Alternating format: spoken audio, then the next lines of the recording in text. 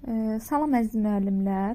Sizlər üçün 20 suallıq sınaq göndərmişdim və qeyd etmişdim ki, sınağı hər kəs işləsin. İzahını YouTube kanalına yerləşdirəcəm. Bugün sizlər üçün sınağın izahını çəkəcəm və YouTube kanalına yerləşdirəcəm. Hər kəs bu izaha baxaraq sınağı yoxlasın. Görün ki, neçə düzünüz var, neçə səhviniz var, harda zəifliyiniz var. Həmən hissələri möhkəmləndirin. Testimizin izahına. Deməli, ilk növbədə test 1-ə baxaq. Deyir, məktəbə qədər təhsilin əhəmiyyətlərindən biri yanlışdır. Yəni, hər biri doğrudur. Verilən variantların hər biri məktəbə qədər təhsilin əhəmiyyətini açıqlayır. Sadəcə biri yanlışdır. A-ya baxaq. Deyir, məhz bu dövrdə uşaqların beyin hüceyrələrinin artması və onlar arasında əlaqələrin qurulması prosesi baş verir. Bəli, məktəbə qədər dövrdə uşaqlarda beyin, idrac inkişaf edir. Daha sonra B variantı qeyd edir ki, bunun da nəticəsində uşağın düşünmə, qavrama, ətraf mühitdə insanlar və əşyalarla qarşılıqlı təsir istiqamətində daha mürəkkəb mərhələyə keçməsi üçün zəruri dəyişikliklər baş verir. Bəli, B də A-la əlaqəlidir. Bu da doğrudur. Daha sonra C variantı deyir ki, uşağın məktəbdəki uğurlu təhsili, şəxsiyyət kimi formalaşması, ictimai həyatda iştirak etməsi məktəbə qədər dövrdə qoyulmuşdur. Bəli, uşaq məktəbə qədər dövrdə bir şəxsiyyət kimi inkişaf etməyə başlayır. Şəxsiyyətin bir nömrəsi qoyulur, ictimai həyat hadisələri ilə tanış olur. Bu da doğrudur. Daha sonra D-yə baxaq. D-də deyir ki, məktəbə qədər təhsil uşaqların fiziki cəhətdən psixoloji, idraki və sosial inkişafında, potensialında əsas rol oynamır. Yalnız idraki tələbatları inkişaf etdirir. Bu yanlışdır. Ümumiyyətlə, məktəbə qədər dövrdə uşaq həm fiziki cəhətdən, həm psixoloji, idraki cəhətdən, sosial cəhətdən uşaq inkişaf edir. Necə yalnız idraki cəhətdən inkişaf edə bilər? Uşaq sosiallaşır, uşaq müəyyən fiziki hərəkətlərə sahib olur, uşaq psixoloji cəhətdən formalaşır. Axı, D-də yanlışdır cavab. Deyir ki, yalnız idraki tələbatı inkişaf etdirir. Xeyr, yanlışdır. Deməli, bir də doğru cavab D-dir. Daha sonra 2-yə baxaq. Qeyd edir ki, fiziki inkişaf, sağlamlıq və təhlükəsizliyə aid olanı seçin. İlk öncə hər birini oxuyaq. Birinci bölük kiçik hissi və sensor motor hərəkətləri koordinasiya edir. 2. Səbəb-nəticə əlaqələrini müəyyən edir və fərziyyələr irəli sürür. 3. Sadə əmək bacarıqları nümayiş etdirir. 4. Təhlükəsizlik qaydalarına əməl edir. Deməli, test 2-də baxaq görək hansılar aiddir. 1. Nədir? Böyük kiçik hissi motor bacarıqları. 2. Səbəb-nəticə əlaqələrini müəyyən edir və fərziyyələr irəli sürür. Fiziki inkişaf, sağlamlıq, təhlükəsizliyə, əlbəttə ki, səbəb-nəticə əlaqələrini müəyyən etmək deyəndə, fərziyyələr irəli sürmək deyəndə idraki inkişaf sahəsi yada düşür. 2-ni çıxırıq. Daha sonra 3. Sadə əmək bacarıqları nümayiş etdirir. Bu da aiddir estetik yaradıcı inkişaf sahəsinə. 4. Təhlükəsizlik qaydalarına əməl edir. Deməli, bu da bizə standartlarımızı xatırladır. Deməli, burada aiddir 1 və 4. Fiziki inkişaf, sağlamlıq, təhlükəsizliyə aiddir. Bu da olur. Doğru cavab Y variantı. Daha sonra deyir ki, təlim mühitinin uğurlu qurulması üçün nələr nəzərə alınmalıdır? Ardıcıllığı tamamlayın. Deməli, 1 nə deyir? Mühit cəlbedici zövqlü olmalıdır. 2. Mühit müxtəlif oyun növlərinə həvəs yaratmalıdır. 3-ə sual qoyub, 3-ü də biz tapmalıyıq. Deməli, biz təlim mühitini qururuqsa, o təlim mühitinin uğurlu olmasını istəyiriksə, bir sıra xüsusiyyətlər, tələbləri biz düzgün nəzərə almalıyıq.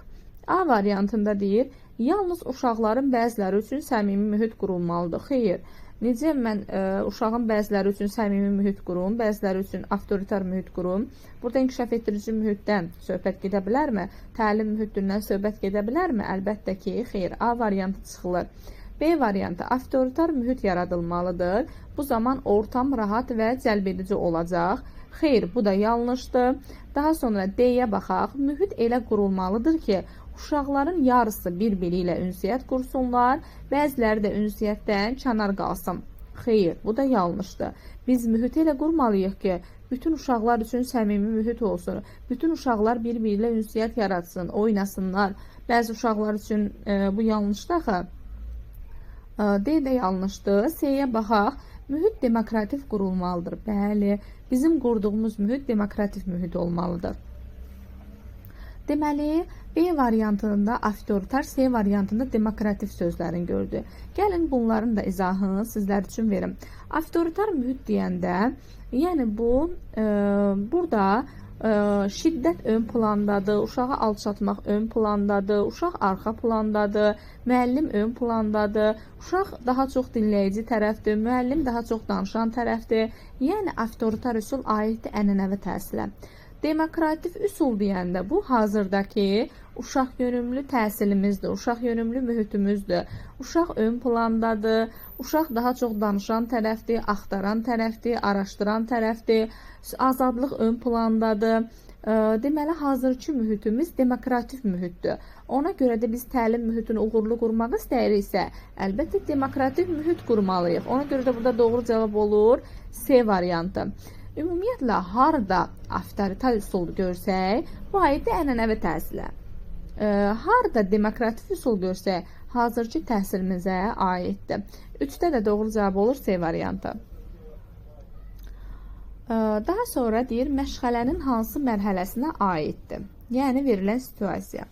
Gəlin, ilk növbədə baxaq görək, məşğələnin mərhələləri hansılardır? Məşğələnin mərhələləri motivasiya, aktuallaşdırma, dərk etmə, tətbiq etmədir. Motivasiya nəyə deyilir? Motivasiya odur ki, nə isə motiva edirsən, hərəkətə gətirirsən, aktivləşdirirsən, həvəsləndirirsən. Ümumiyyətlə, özümüzdən götürək. Nəyəsə həvəsimiz olmayanda, çevrəmizdə əlaqəmiz olan ən yaxşı dostumuza deyək, rəfiqəmizə deyək ki, məni motivasiya elə, məni həvəsləndir, məni hərəkətə gətir ki, mən bu işi edim, icra edim, həyata keçirdim. Motivasiyada, baxın, özünüzdən götürə bilərsiniz. Hərəkətə gətirməkdir, aktivləşdirməkdir bir növ. Aktuallaşdırma deyəndə, keçmiş biliklərimizi bugünkü dövrümüz üçün aktuallaşdırmaqdır. Yəni, indiki, hazırki zamanda əvvəlki biliklərimizdən istifadə ediriksə, bu aktuallaşdırmadır. Aktual adından da məlumdur, aktuallaşdırırıq. Daha sonra dərk etmə. Dərk etmə daha çox düşündürücü mərhələdir. Daha çox beynin ön planda olduğu mərhələdir. Yəni, bildiklərimizi, bilik, bacarıqlarımızı dərk elətdiririk. Tətbiq etmə nədir? Əldə etdiyimiz biliyimizi, bacarığımızı nələrinsə üzərində tətbiq edirik, artıq icra edirik. Bu olur tətbiq etmə. Deməli, situasiyaya baxaq. Situasiyada nə deyir? Tərbiyəçi uşaqların diqqətini tabloda dairəvi şəkildə təsvir olunmuş vəhşi heyvan şəkillərinə canavar, ayı, pələng və tülkiyə cəlb edir. Bunlar hansı heyvanlardır? Bu heyvanlara harda yaşayır? Kimi suallarla müraciət edir? Tərbiyəçi müvafiq cavabı aldıqdan sonra uşaqların diqqətini həmin tablonun ortasında üzəri kağızla örtülmüş hissəyə cəlb edir və deyir, uşaqlar, burada da heyvanların şəkilləri var. Onların hansı heyvan olduqlarını bilmək üçün gəlin əvvəlcə onların səsini dinləyək, səsləndirirlər və heyvanların səslərini səsləndirirlər. Hansı heyvanların səsini eşidirsiniz? Uşaqlar heyvanların adını çəkir və tərbiyəçi bu dəfə də onlara səsin təsvirlə birlikdə at, it, inək, pişik, qoyun, keçi nümayiş etdirir. Bir daha bu heyvanları adlandırmağı təklif edir. Tərbiyəçi uşaqlardan mümkün cavabları alır və onlara tapmaca söyləyir. Saqqalı uzun sallanar, dağa, daşa dırmanar. Açması keçidir. Deməli, bunu tapmağın ən asan yolu nədir? Sizə açar məqam deyim. İmtihana da getmişsiniz, sizə situasiya verib. İçindən açar məqam tapıb, situasiyanı tapa bilərsiniz. Burada nə var? Tablo var, şəkil var. Biz motivasiyaya girişi nə ilə veririk? Əyani vasitələrlə, şəkillərlə. Burada da əyani vasitə var, şəkil var, tablo var. Daha sonra diqqəti cəlb etmək sözü var. Baxın, bu açar məqamları gördünüzsə, bilin ki, burada mütləq motivasiyadan söhbət gedəcək. Deməli, burada olur doğru cavab A variantı. Deməli, çox müəllimlər dərk etmə, tətbiq etmə qarışdırır. Dərk etmədə mütləq müəllimin köməyi var. İdman dəqiqəsi var. Harda idman dəqiqəsi gördüksə, hansı situasiyada? Birinci, orada dərk etmə var. Harda müəllimin iştirakı, köməkliyi varsa, orada dərk etmə var. Harda uşaq müstəqil şəkildə icra edirsə, orada tətbiq etmə var. Baxın, bu açar məqamları dəftərinizdə özünüz üçün qeyd edin. Məşğələnin mərhələlərini tapmaq sizin üçün asan da olsun. Deməli, 4-də də doğru cavab A variantı olur. Daha sonra deyir ki, test 5-də verilən əlamətlərin aid olduğu variantı seçin. Qeyd edir ki, uşağın oyun, təlim, əmək fəaliyyəti zamanı aparılır. Bu müşahidə vasitəsilə uşağın fəaliyyəti ardıcıl öyrənilir. Nəticələrə görə anketlər doldurulur. Müşahidəyə əsasən uşağın maraq və xüsusi diqqəti cəlb edən məqamları aşkar edilir. Deməli, ilk növbədə C ilə D-yə baxaq. Deyir, ailə məlumatları müşahidəsi, inteqrativ müşahidə. Əlbəttə, C ilə D yanlışdır. Belə müşahidə növü yoxdur. Avtomatik CD-nin üstündən xətt çəkirik. A-la B-yə baxırıq. Bunların ikisindən biridir. Burada da əgər oyun, təlim, əmək fəaliyyəti sözünü görürsünüzsə, birinci avtomatik burada dövrü müşahidədən söhbət gedəcək. Deməli, burada doğru cavab A variantıdır. Daha sonra test 6-ya baxaq. Test 6-da deyir ki, verilənlərdən biri Friedrich Frebel'a aid deyil. Deməli, A-ya baxaq. Deyir, açdığı kursları Frebel kursları adlandırır. Doğrudur. B variantı, Frebel'in məzarı üstündə onun hədiyyələrinin rəsmi çəkildi və bu sözlər yazıldı. Uşaqlarımız üçün yaşayaq. Bu da doğrudur, aiddir. C variantı, Frebel böyük bir həvəslə qızları, qadınları tərbiyəçi kimi oxumağa təkid edirdi. O, qadınlar üçün xüsusi kurs açmışdı və burada tərbiyə alanları bağbanlar adlandırmışdı. Bu da doğrudur. D variantı, Frebel ilk uşaq bağçalarının yaradıcısıdır. Bəli, bu da doğrudur. Daha sonra Y-yə baxaq. Y-də deyir, Frebel qeyd edirdi ki, uşaq yazmağı, danışmağı özü öyrəndiyi kimi, oxu yazı vərdişlərini də özü öyrənə bilər.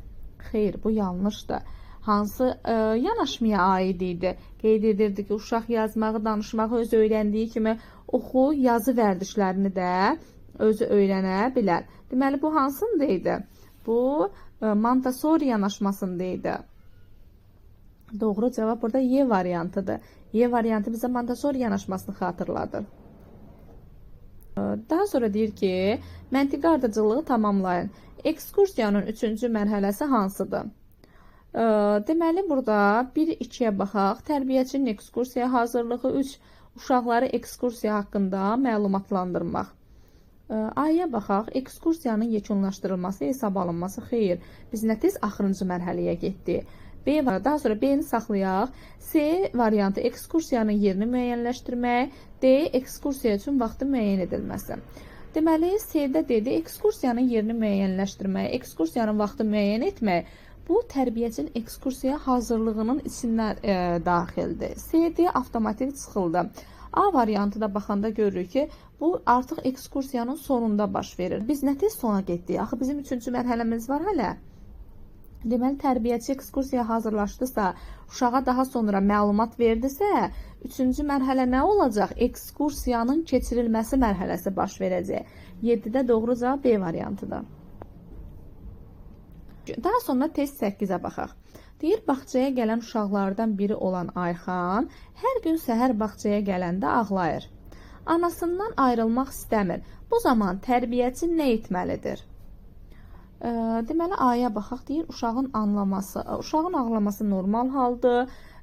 Tərbiyəçi buna fikir verməməli. Uşağı valideynindən ayırıb otağa aparmalıdır. Xeyr, bu oxunan kimi avtomatik bilinir ki, cümlə yanlışdır. Uşaq ağlayırsa biz uşağa necə fikir verməyək? Daha sonra B variantı, uşağı yataq otağına aparmalıdır və dərhal yatızdırmalıdır. Xeyr, ağlayan uşağı biz necə dərhal aparaq yatızdıraq? Bu da yanlışdır axı. Cümləni oxuyan kimi bilinir ki, bu yanlışdır. Daha sonra C-ni saxlayaq, D-yə baxaq. Deyir, bunun günahı valideyndədir. Evdə uşağı bağçaya gətirəndə deməlidir ki, bağçada ağlamaq olmaz. Ağlasan sənə şokolad alacağam. Bu da yanlışdır. Uşağı bir növ rüşvətə öyrədirik biz. Necə yəni biz uşağa hər gün deyək ki, sən ağlama, sakit ol, mən sənə şokolad alacağam. Artıq bu uşaqda vərdişə çevrilir axı. Uşaq bundan mütəmadi olaraq istifadə edəcək. Düşünəcək ki, mən yalandan ağlayım və bu zaman anam mənə nə salacaq ki, ağlamasın. Bu yanlışdır. A, B, D yanlışdır. C-yə baxaq. C-də deyir, ilk öncə tərbiyəçi uşağın ehtiyacını müəyyən etməlidir, ağlama səbəbini öyrənməli, daha sonra uşaq qucaqlamalı və uşağa nağıl hekayələr danışmalı, başını qarışdırmalıdır. Bəli, 8-də C variantı doğrudur. İlk növbədə biz uşağın ehtiyacını müəyyən etməliyik. Ağlama səbəbini müəyyən etməliyik. Niyə ağlayır? Səbəbi nədir? Daha sonra biz biz demişdik ki, qeyri-verbal vasitələrdən istifadə edə bilərik, verbal vasitələrdən istifadə edə bilərik. Qeyri-verbal nədir? Hərəkətlər idi. Verbal vasitə nə idi? Söz idi. Deməli, biz uşağı qucaqlaya bilərik, əlindən tuta bilərik, üzündən öpə bilərik, uşağı sakitləşdirmək üçün. Daha sonra biz uşağı otağa aparandan sonra nağıl danışa bilərik, hekayə danışa bilərik, oyun oynada bilərik, yəni başını qarışdırmaq üçün. 8-də doğru cavab C variantıdır. Daha sonra 9-a baxaq. 9-da deyir ki, verilənlərdən hansı scaffolding fəaliyyətinə aiddir? A-ya baxaq, verilən bütün tapşırıqların uşağın yerinə müəllimin həll etməsi. Xeyr. Scaffolding nədir? Gəlin ilk növbədə scaffolding sözünə baxaq. Scaffolding istiqamət verəndir, yön verəndir, bələdçidir. Əgər uşağın yerinə tapşırığı müəllim həll edirsə, burada harda istiqamət verdi? Bu yanlışdır axı, A yanlışdır. Daha sonra B-yə baxaq. Tapşırığın həlli zamanı uşaq çətinlik çəkir və bu zaman müəllim yalnız bir üsuldan istifadə edir. Xeyr, bu da yanlışdır. Ümumiyyətlə bir üsuldan istifadə yanlışdır. Müxtəlif üsullardan istifadə etməlidir. Bir üsul varsa bu yanlışdır. B variantında çıxdıq. Daha sonra C-yə baxaq. Tapşırığın həlli zamanı müəllim fəaliyyətinin ön planda olması. Xeyr, bu yanlışdır. Ümumiyyətlə, scaffolding zamanı uşaq fəaliyyəti ön planda olmalıdır. Müəllim istiqamət verici, yön verici rolunda olmalıdır. Bu da yanlışdır. Daha sonra D-yə baxaq. Tapşırığın həlli zamanı tərbiyəçi bələdçi rolunda çıxış edərək uşağı istiqamətləndirməlidir. Bəli, scaffolding zamanı tərbiyəçi uşağın yerinə hər şeyi həll etməməlidir. Mənəvi bələdçi olmalıdır, istiqamət verən olmalıdır. Burada doğru cavab D variantıdır. Daha sonra test ona baxaq. Verilən situasiyanın aid olduğu variantı seçin. Tərbiyəçi müəllim valideyn iclası keçirdir. İclas bitdikdən sonra valideynlərdən biri tərbiyəçiyə yaxınlaşır və öncə qeyd edir ki, danışacağı mövzu aralarında qalsın. Başqa kimsə bilməsin. Tərbiyəçi razılaşır, daha sonra üzərindən bir gün keçir və tərbiyəçi ilə danışdığı mövzunu başqa valideyndən eşidir. Deməli, iclas baş verir. İclasdan sonra valideynin biri tərbiyəçiyə yaxınlaşır və bir mövzu danışacağını qeyd edir və aralarında qalacağını bildirir. Amma tərbiyəçi nə edir? Bunu başqalarına danışır. Bu zaman hansı etik davranışı pozmuş olacaq? A variantı. Tərbiyəçi doğru edir, bu onun şəxsi işidir. Valideynlə arasında olan mövzunu istəsə kiməsə danışa bilər. Bu cümləni oxuyan kimi biz bilirik ki, bu cümlədə nəsə yanlışlıq var. A variantı yanlışdır. Necə tərbiyəçi doğru edir? Axı yanlış edir. B variantı. Tərbiyəçidə günah yoxdur. Günah valideyndədir. Şəxsi problemini niyə başqasına danışırsan? Avtomatik bu da yanlışdır. Baxan kimi bilinir. Daha sonra C-ni saxlayaq, D-yə baxaq. D-də deyir tərbiyəçi irqinə, dininə görə valideyni digər valideynindən seçir, sirrini hamıya danışır, özünə güvən itirir. Bu da yanlışdır. Axı situasiyada irqinə, dininə görə valideyni seçmək kimi bir cümlə yoxdur. Bu avtomatik yanlışdır. C-yə baxaq. Tərbiyəçi belə edərək konfidensiallığı pozur və özünə qarşı inam itirir. Öncə baxaq görə konfidensiallıq sözü nədir? Bəzi müəllimlər bilmir. Gizlilik deməkdir. Tərbiyəçi belə edərək gizliliyi pozur və əlbəttə ki, valideyndə özünə qarşı inam itirir. Heç bir zaman bir də valideyn o tərbiyəçiyə güvənməz, nəsə bir problem baş versə övladı ilə bağlı deməz və yaxud da güvənini itirəcək, əməkdaşlığa gəlməyəcək, valideynlər iclasına bir daha gəlməyəcək. Burada doğru cavab C variantıdır. Daha sonra test 11-ə baxaq. Test 11-də deyir ki, verilənlərdən hansı valideynlə əməkdaşlıq zamanı düzgün deyil? İlk öncə A, B, C-yə baxaq, D-ni saxlayaq. A-da deyir gizliliyi qorumaq lazımdır. Bəli, biz əməkdaşlıq zamanı gizliliyi mütləq qorumalıyıq. Əgər gizliliyi qorumasaq, valideynlərin bizə qarşı güvəni itər. Daha sonra B variantı, valideynlə əməkdaşlıq zamanı tərbiyəçi israrlı olmalıdır. Bəli, biz əməkdaşlıq zamanı israrcı olmalıyıq. Bəzi valideynlər olur ki, əməkdaşlığa çətin gəlir və bu zaman biz israrcı olmalıyıq, yəni tez imtina etməməliyik əməkdaşlıqda. Və biz bu zaman israrcı olmalıyıq, dəfələrlə valideynlə əlaqə saxlamağa çalışmalıyıq, əməkdaşlığa cəlb etməliyik. Daha sonra C variantı, əməkdaşlıq zamanı tərbiyəçi empatiya qurmalıdır. Bəli, əməkdaşlıq zamanı tərbiyəçi empatiya qurmalıdır. Empatiya sözünün mənası da özümüzü qarşıdakı insanın yerinə qoymaqda.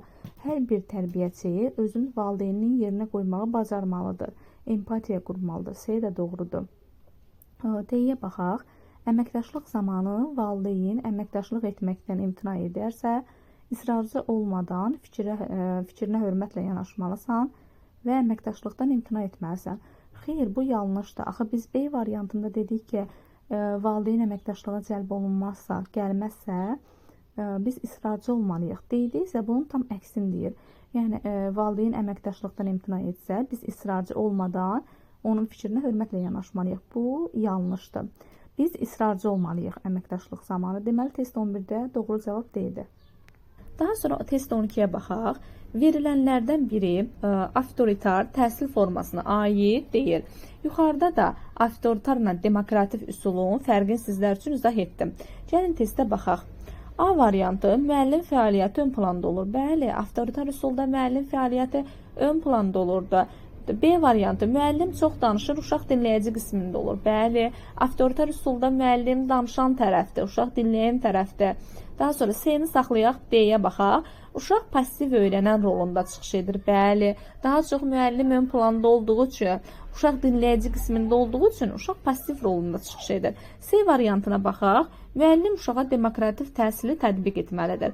Xeyr, avtoritar üsul başqa üsulda, demokratik üsul başqadır. Avtoritar üsulda demokratik üsulu tətbiq etmək olmur. Ümumiyyətlə, demokratik özü ayrı bir üsuldur. Bayaq da sizə izahda qeyd etdim. Avtoritarla demokratik üsulun fərqi. C variantı yanlışdır. Daha sonra test 13-ə baxaq. Test 13-də deyir, Nərgiz kuklası ilə oynayırdı və anası Nərgizə səsləndi ki, Nərgiz, kuklanı qoy kənara, gəl yeməyini ye. Və bu zaman Nərgiz kuklanın ondan, yəni anasından incidiyini bildirdi. Bu zaman Nərgiz Piaget nəzəriyyəsinə əsasən hansı düşünmədədir? Deməli, burada B, C, D deyil, burada A variantıdır. Animizm nə idi? Yəni, uşaq canlı ilə cansızı bir-biri ilə qarışdırır. Məsələn, uşaq kuklası ilə oynayırsa, anası uşağa gətirir raket verirsə, giyin. Məsələn, o bildirir ki, kuklam da üşüyür, ona da nəsə verək giyinsin. Nəyi deyir, düşünür? Elə bilir ki, o da canlıdır. Bizim üşüdüyümüz kimi, acıdığımız kimi, gəzmək istədiyimiz kimi kukla da istəyir. Və burada da canlı ilə cansızı qarışdırır. Yəni, animizmdir bu. Yəni, bu doğru cavab A variantıdır. 13-də A. Daha sonra 14-də baxaq. 14-də deyir ki, Nuray müəllimə görür ki, həmkarı Anarə müəllimə uşağın üzərinə qışqırır. Uşağı danlayır və bu zaman Nuray müəllimə nə etməlidir? Deməli, A variantı həmkarının işinə qarışmalı deyil, o düz edir. Xeyr, bu yanlışdır. Necə yəni həmkarının işinə qarışmalı deyil, yəni uşaq kənardan durub baxmalıdır? A, yanlışdır. B variantı düşünməlidir ki, uşaq müəllimi yorduğu üçün müəllim onun üzərinə qışqırır, normal haldır. Xeyr, bu yanlışdır. Necə biz gözləyək ki, həmkarımız uşaqla pis rəftar etsin, biz bunu izləyək kənardan. Daha sonra C variantı vəziyyətə reaksiya verməli deyil, hər kəs öz qrupu ilə maraqlanmalıdır. Bu da mümkünsüz bir şeydir. Daha sonra D-yə baxaq. İlk öncə həmkarı ilə mütləq danışmalıdır, bunun düzgün olmadığını deməlidir və qeyd etməlidir ki, valideynlər övladlarını bizə əmanət edir, onları qorumalıyıq, belə rəftar düzgün deyil. Bəli, 14-də D variantıdır. Biz ümumiyyətlə görürük ki, həmkarımız uşaqla pis rəftar edir, biz bunun düzgün hal olmadığını qarşı tərəfə izah etməliyik, çatdırmalıyıq. Düzgün hal olmadığını bildirməliyik. Valideynlər bizə övladların əmanət edir. Bunu qarşı tərəfə izah etməliyik.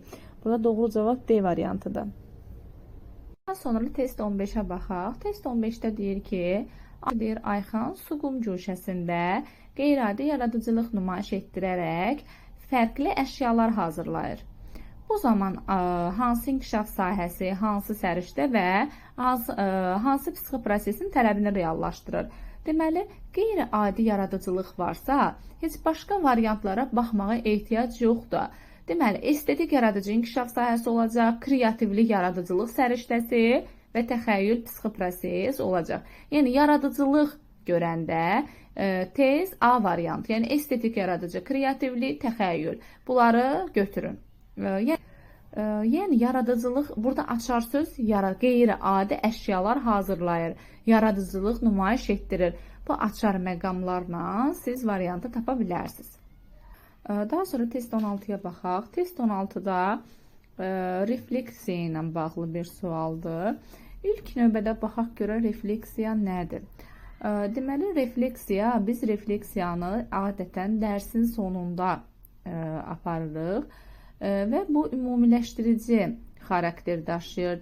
Yəni, öyrəndiyini təkrar etməyə, möhkəmləndirməyə kömək edir. Refleksiya edərək öyrənmə daha uğurlu olur. Yəni, refleksiya dərsin gedişatı ilə bağlıdır. Deməli, gəlin variantlara baxaq. Deməli, A, B, D-yə baxaq, C-ni saxlayaq. A-da nə deyir? Bu mövzu haqqında nə düşünürsən? B-də balıq qulağını çəkərkən hansı çətinliklərin oldu? Daha sonra D-də bugünkü məşğələmizdən yeni nə öyrəndin? Baxın, görürsünüz, A, B, D hamısı bir-birinə əlaqəlidir və dərsin gedişatı ilə əlaqəlidir. Amma C variantında sənin bacının adı nədir? Axı, bu dərsin gedişatı ilə bağlı deyil. Burada bir refleksiya yoxdur. Deməli, burada C variantı məntiqi pozur. Daha sonra test 17-də deyir ki, məktəbə qədər müəssisədə tərbiyəçi planlaşdırma yazan zamanı yorulduğunu hiss edərsə nə etməlidir? Verilənlərdən biri yanlışdır. Yəni, variantların hər biri doğrudur, yalnız biri yanlışdır. Bizdən yanlışı soruşur. Deməli, A, B, C, D-yə baxaq. A-da deyir, qısa nəfəs al. Bəli, yorulan zamanı qısa nəfəs almalıyıq, özümüzə fasilə verməliyik. Daha sonra müsbət düşün. Yəni, özümüzü müsbət düşünərək müsbət psixologiyaya kökləməliyik. Daha sonra gözlərinizi dincəldin. Yəni, uzun müddət biz yazı yazdığımız üçün gözlərimiz yorulur və gözlərimizə fasilə verməliyik. D variantı dərin nəfəs al. Bəzən biz dərin nəfəs alaraq yorğunluğumuzu çıxarda bilərik. Amma Y-də nə deyir? Bağçanın həyətində 10-15 dəqiqə qaç. Burada baxanda görünür ki, A, B, C, D bir-birinə yaxındır. Amma Y burada məntiqi pozur. Tərbiyəçi necə uşaqları otaqda tək başına qoyub, bağçanın həyətində 10-15 dəqiqə qaça bilər? Yəni, bura baxanda bilinir ki, bu variantda nəsə düzgünlük yoxdur. Ona görə də burada A, B, C, D bir-birinə yaxındır. Və bu düzgündür. Burada məntiqi ardıcıllığı Y pozur. Burada Y yanlışdır. 18-də deyir, verilənlərdən biri məntiqi pozur. Deməli, belə testlərdə ilk növbədə variantların hər birini oxuyun. Görün, variantlarda sizdən nəyi soruşur? Bu testə baxanda yada düşür ki, səriştələr təsnifatına görə düzülübdür. Təsnifatına görə də səriştələr 3 qrupa bölünürdü. Təfəkkür təsnifatı, dəyərlər təsnifatı, daha sonra fəaliyyət təsnifatı. A, B, C. Bu aiddir, dəyərlər təsnifatına aid olan səriştədir. Amma D, informasiya savadlılığı, bu aiddir, əsasən fəaliyyət təsnifatına aid olan səriştə. D variantı uyğunluğu pozur. Daha sonra test 19-a baxaq. Test 19-da deyir ki, tərbiyəçi müəllim böyük qrupda meyvələr mövzusunu keçir və bir neçə meyvəni qrupa gətirərək dadından tanı oyununu keçirdir. Və uşaqların gözünü bağlayır, uşaqlar isə gözü bağlı şəkildə meyvələrə toxunaraq hansı olduğunu deyirlər. Tərbiyəçi bu zaman hansı inkişaf sahəsi və hansı məşğələni reallaşdırır? Deməli, bu situasiyanı oxuyanda biz görürük ki, dadından tanı oyunu var. Uşaq yəni gözünü bağlayır, daha sonra toxunur və hansı meyvə olduğunu qeyd edir. Deməli, toxunma hansı məşğələyə aiddir? Sensor tərbiyə məşğələsinə. Hiss üzvləri də hansı inkişaf sahəmizə aiddir? İdraki inkişafa. Deməli, burada doğru cavab B variantıdır. Daha sonra test 20-yə baxaq. Test 20-də deyir, azad mövzuda yapma işləri bu qrupda xüsusi yer tutur. Məşğələnin əvvəlində tərbiyəçi müəllim uşaqların mövzu seçiminə kömək edir və onları istiqamətləndirir. Hansı yaş qrupuna və hansı məşğələyə aiddir? Deməli, müəllimlərimiz bunu çox qarışdırır. İlk növbədə aydınlıq verim ki, azad mövzuda yapma iki qrupda olur. Biri orta qrupdur, biri də məktəbə hazırlıq qrupudur. Bunların bir-birindən fərqi nədir? Orta qrupda müəllimin köməyi olur. Müəllim mövzu seçimində mütləq kömək edir, mütləq iştirak edir. Amma məktəbə hazırlıq qrupunda uşaq müstəqil olaraq mövzunu özü seçir, tam sərbəst. Baxın, bunların bir-birindən fərqi budur. Görürsünüzsə, azad mövzuda yapma işində müəllimin köməyi iştirakı varsa orta qrupdur. Yox, uşaq müstəqil seçirsə, bu zaman məktəbə hazırlıq qrupudur. Deməli, bildik ki, bu yapma mövzusuna aiddir. Deməli, testdə də nəyi deyir? Deyir, azad mövzuda yapma işləri bu qrupda xüsusi yer tutur. Məşğələnin əvvəlində tərbiyəçi müəllim uşaqların mövzu seçiminə kömək edir. Deməli, biz qeyd etdik ki, əgər tərbiyəçi kömək edirsə, bu orta qrup yapmaya aiddir. Deməli, bu da olur D variantı. Doğru cavab D variantıdır.